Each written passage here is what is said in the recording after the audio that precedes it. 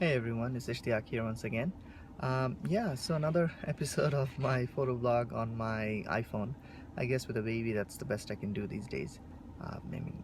He doesn't allow me to put up a backdrop or a light or putting my camera on a tripod or whatnot. So in any case, I have been very interested in astrophotography for a while, but I never had the chance to. Very recently, we went to the Outer Banks over the 4th of July weekend, and I lucked out. I got to photograph, take a shot of the Milky Way for the first time. And I wanted to share that experience. There are lots of expert advice out there, but I guess there are people like me who are new to it, and hopefully it would help. So here goes. So the first thing is that if you are a family person and you don't have enough time like I do right now with the baby, it's still possible. It's still possible. You just need to keep your eye out for it. And what I realized was that I was very intimidated about it because I thought it would take me a whole night, and I never knew when would that night be when I can just leave him home all night and me being out all night to take a photo. No, it doesn't take anything like that actually. I was in and out in less than 20 minutes, I would say. So yeah, it's you can luck out like that. So yeah, give it a shot. That's the first thing. The second thing is that there is some preparation involved, but you really don't need to be perfect. You can have an app, you can have an iPhone or Android app that you can point towards the sky and it'll show you where the constellation is at a particular time. But you can also have a sort of a gauge. And I did not grow up as a stargazer. I grew this interest very late in my life. But whenever there's a clear night, well, all you need to do is just look up towards the southern sky if you're in the northern hemisphere. And you'll see, in my case, for example, I didn't know that it was the Cassiopeia constellation, if I'm not wrong. But every time I looked up, no matter where I was, I noticed it when I was, in just outside of Philadelphia, when I visited Wisconsin, and now in North Carolina as well. So there are three stars you'll see. It's almost shaped like this, and you'll see those very clear stars wherever you are. If it's a clear night, you'll see it. And eventually, I realized that those are 3 points of out of five, and they form something sort of a W, and that's the Cassiopeia. I'll try to add a photo of it here if I can. So yeah, just point your camera towards that and focus away as much as you can, infinity or something around that, or if you can shine some light on something and focus on that, and go as far wide as you can. In my camera, I could go up to 2.8. I was at 24 millimeters, and that's okay. I would have liked being at 14, but that's okay. I just took a few photos and stitched it as a panorama. It worked out fine. But the first photo, the starting point, that's another thing to worry about. Having never taken these photos, I did not know where to start, if I would be able to expose it properly. So I set it at 3200 ISO. I went down to f2.8 because that's the most I could. And then with your camera, you don't even need those, the shutter releases and whatnot. But I just set it to 20 seconds, I believe, and I cannot express in words the joy I felt when I saw it, saw the Milky Way at the back of my camera. And it's possible. So I started there, and I think eventually I tried, I think I settled with 15 seconds, 3200 ISO and f2.8.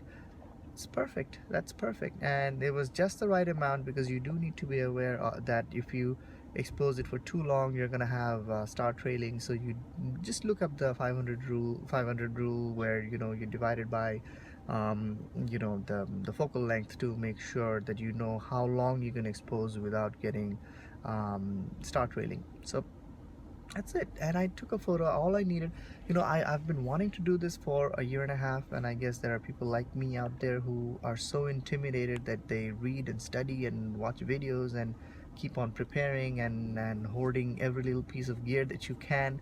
No, all I had with me was, I did get one of those headlamps. Eventually I didn't need it. I tried putting someone in front to get that cliche shot, but where it helped me was that it had that red lamp, and that really helps. That red light helps you in the middle of the night. And if you're in a dark place and you have a flashlight shining, it'll blind your eyes and it'll take you some time to get adjusted to it. but the red light really helped. If you have something like it, fine, or you can just illuminate your camera. Your camera has the lights so you can see. So yeah, just that, and get started. That's the whole point. I wanted to share just this experience, and to reassure that if you have a dark sky, and if it's the new moon or sometime around that, and if you have been noticing, even if you didn't have the app and you don't have the right time, I think I went around midnight, so you don't have to wait until 3 in the morning or 4 in the morning or something like that. Just go there. And after I took the first photo, this is the most spectacular thing. I was there, my wife and my brother were there as well, and once we saw the Milky Way on the back of our camera, we could actually trace the arc all over the sky. And this whole time we looked at it, we thought that it was a cloud. And I was very upset that here I am in a beautiful place at a dark night, and I have what, 20 minutes in my hand. I wanted the whole night, I didn't, but that's okay. Like, I was wondering I wouldn't be able to see it because of the sky and how it looked, but it turned out that that cloud that put me off was indeed the Milky Way, and it was amazing. It was an amazing experience. And have faith, know that even if you have family obligations like I do, you still can do it. It doesn't really take more than 20 minutes, 2 hours. It maybe in once in 2 years you'll find a time to spend a whole night out there at a campsite, and that's difficult if you're a dad or a mom, but you can take 20 minutes out any night. So go do that, do some experiments. If you fail, come back, go and do it again. It really doesn't take more than a couple of attempts. And even if here's another thing, the weather was really bad. It was raining when I was there, and I was very depressed. It was very difficult for my wife to be around me, because I was like, I brought all my gear and I'm so prepared, but it's cloudy, it's gloomy. Well, if it's a dark place and a windy place, trust that the weather will take care of itself. Don't be turned off by it. Go out there and try, and unless you try, you don't get lucky. You know what they say, you have to buy the ticket to win the lottery. So just try it 20-30 minutes on a dark night. That's usually all you need. You don't need a lot of fancy gear, because you don't need an exposure longer than 15-20 seconds, and that you can set just with your camera. So your DSLR can do that. If you have an f2.8 lens, it's fine. If you have a nifty 50, even 51.8, just take a few steady shots and stitch a panorama, that'll be fine. I just carried a tripod with me. I had a bunch of other stuff that I really did not need, so I went out there for 2 nights. The first night I did carry all that junk with me. The second night it was just my camera and my tripod, and that's it. That's usually all you need. Of course, your phone to help you around and whatnot. But yeah, that's it.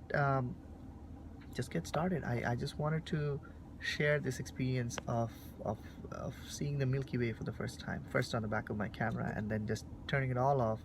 And try doing that. Once you're done, take a few minutes to be there, because that feeling when I was under the billion stars, and I was right next to the Atlantic, so there were those thundering waves coming in, and our human existence feels very small, very fleeting. And when you look at that, and then you think back at all that's going on around us, and how we are so worked up, and you think about those, and you look up to the stars, and you realize it's really not worth it, the way we get worked up. So it was a good feeling. Try getting that. It's exciting, and it's therapeutic in some ways as well. So yeah, I'll try to share some more details here, and maybe I'll come up with a video where I walk through the post-processing that I did for it.